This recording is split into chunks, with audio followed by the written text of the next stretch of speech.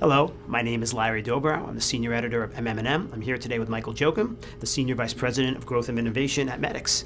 Thanks so much for being here today. Pleasure. Thank you so much for having me. All right. First question. As drug makers face continued pressure on their business models, how can data and analytics improve how they better communicate their stories and their key messages? It's a great question. There are a lot of changes going on that we've noticed in the industry, specifically with the impact of different changes in their business model. Data is nothing more than information. I think it's a big word that is often, I think, misunderstood. And all it means is, what do we know about the context, the campaign, the environment in which the business is operating in, that we can be more efficient in the approach. And by being more efficient via either targeting and making dollars go further to make up for any cuts that they have to have, it's going to allow a marketer to do more with less and to actually be able to go into areas and be able to communicate in ways that they may have been limited to in years past. By doing that, they're going to be able to utilize more touch points, more channels, and be more efficient with that smaller spend, which a lot of times has impacted their business.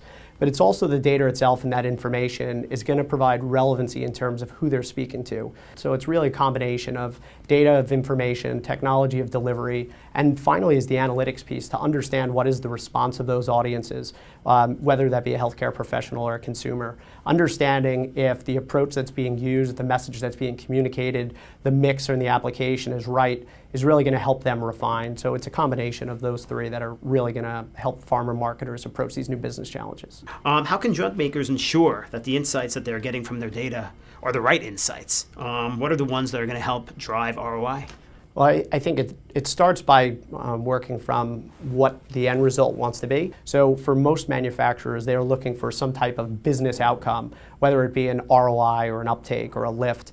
And it's important to be able to link those offline engagements with the activity in which they potentially drove or correlated with them. However, it's important that once the results are coming in, if it's not the results you're looking for, it doesn't mean that they're still not insightful. And in fact, it's probably those nuggets of information that are, and those nuances that are probably going to be the most useful. If a patient didn't convert, why is that?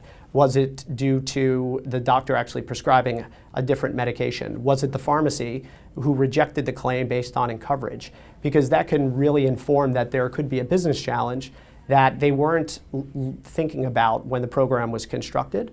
The pharmaceutical category, though, is a very unique, I think, paradigm in terms of there are multiple variables that come into play. A consumer can always ask or bring up a conversation with a physician about a drug that they'd like, but the physician, if he's not aware of it, if he doesn't write for it, then there's one stopgap. Or if those two things occur and if the actual patient gets the prescription, goes to the pharmacy, and his insurance rejects it, there's another level. So it really adds these challenges that you have to understand the business dynamics in which pharma operates in, and be able to collect the information, analyze it from all pieces to really be insightful in terms of what's working or not. How can pharma brands ensure that they're optimizing data to drive the best results? I think it's about understanding how the data that's being utilized should be working holistically, understanding the business dynamic in which they operate.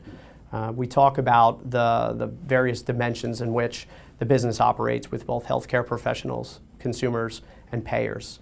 And to be most efficient, data should be thought of as being robust, and it can work across all three of those areas that have to work together in order for the result to occur. So it's being able to utilize that information and make sure that you're coordinating all the different strategies and parts of your business so that they're working properly together. We see often that the data is possibly driving strategy in one group, but it's not being utilized by the second.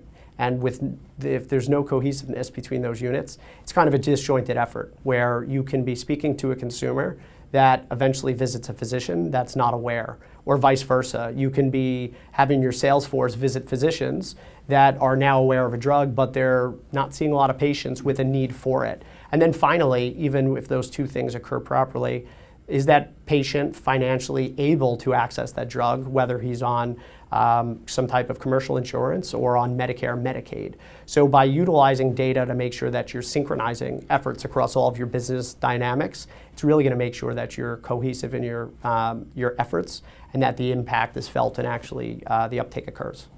Michael, thanks so much for your time here today. It's a great education for us. Thank you for having me, and really appreciated the opportunity, and hopefully we'll see you again. All right, terrific. For MM+M, I'm Larry Dober. Thank you.